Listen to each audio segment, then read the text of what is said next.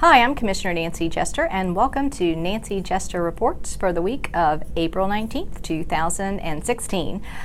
Tomorrow, Saturday, will be the 23rd of April, and we have one of our Stock the Pantry events at Fire Station 19. This is their official patch. Station 19 is on Mercer University Drive, so it's right there adjacent to Mercer University.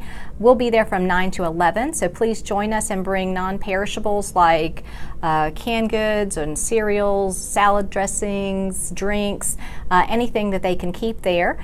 So we've had a lot of success with our Stock the Pantry event, so I hope that you will join us tomorrow. If you're watching this on from my emails that I send out on Sunday, I hope you made it by. If you didn't, watch for some of the upcoming Stock the Pantry events at other fire stations. So thank you very much. Also want to note some important events that will be going on around the district and DeKalb that you can note in your calendar now. So you can see the poster for the PDK Good Neighbor Air Show. It's going to be May 14th, so mark your calendars from noon to 5. On the same day, May 14th, Tucker Day on Main Street will be going on, and we'll be there in the morning for the parade, so join us in the morning for that. Also, we want to note that this week, this Thursday, was the 90th birthday of Her Majesty Queen Elizabeth. She's the longest reigning monarch. She has been there through 12 presidents, and I learned just recently that she knighted 2 presidents. She knighted Ronald Reagan and George Herbert Walker Bush. So that's a very interesting piece of information. So I want to continue on with some of the other meetings that we're going to be having next week for you to mark your calendar. On Monday, we will have our Public Works Information Town Hall meeting in Lithonia at Stonecrest Library from 6:30 to 8. On Tuesday, we will be at the Tucker Community Meeting regarding the potential development of the land at the intersection of Hugh Howell and Mountain Industrial Boulevard in Tucker. That will be at the Mountain West Church. Look on my website, nancyjester.com, for the exact time of that meeting. And on Wednesday, very important, we have our first kickoff public town hall for our nuisance business study group.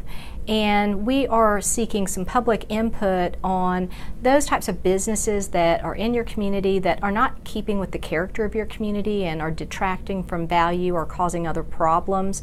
So we want to develop strategies to effectively deal with that and be able to plan better for the future and develop ordinances that we need and so forth. So come out to that. That's going to be on Wednesday, the 27th of April in the Maloof Auditorium in Decatur from 6:30 to 8. So now I'd like to go over some of the things that we covered at our meeting on Tuesday. So we received a very informative presentation from Grady. You know, DeKalb and Fulton are the 2 counties that financially support Grady, and they also get philanthropic contributions and federal funds and state funds as well, but the counties tasked with that responsibility are DeKalb and Fulton. So they're looking at ways to be able to decrease the per patient cost and bend that cost curve down over time for very vulnerable populations that they serve.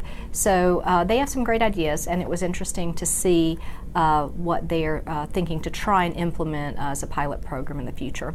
We received the pay and class study for DeKalb County. I'm concerned about some of the conclusions based on some of the methodology that I'm not in complete agreement with around their look at our public safety compensation, so our compensation for police and fire.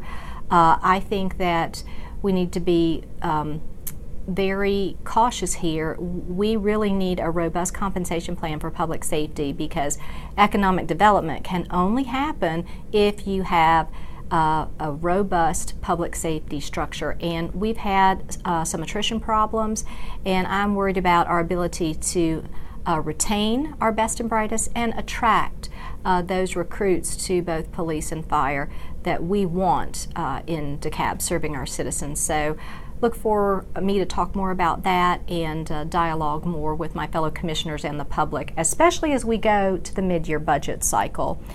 We also received a presentation from parks and the library system about potential SPLOST projects. What you need to know is that the county is looking to bring a referendum on the November ballot that would ask you for an extra penny sales tax. That would take DeKalb from 7 to 8, and then that would take one of the pennies and convert it to 100% property tax relief. I am not currently in favor of this. It's an added tax, and I think it has a relative impact to us and the business community relative to the tax rates in the surrounding jurisdictions.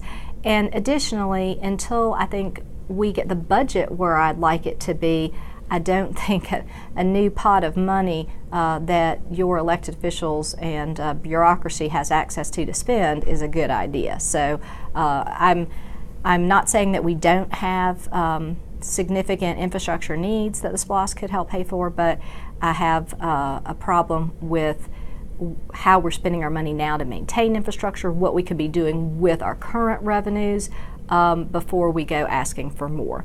So look forward to me talking about that more in the future as we get closer. We've not officially voted to put that on the referendum, but I would anticipate that that proposal may very well pass the commission, so we'll see. We also will be looking at extending the moratorium on certain types of special land use permits. We already have in place a moratorium while we look at how we might better do some ordinances for that.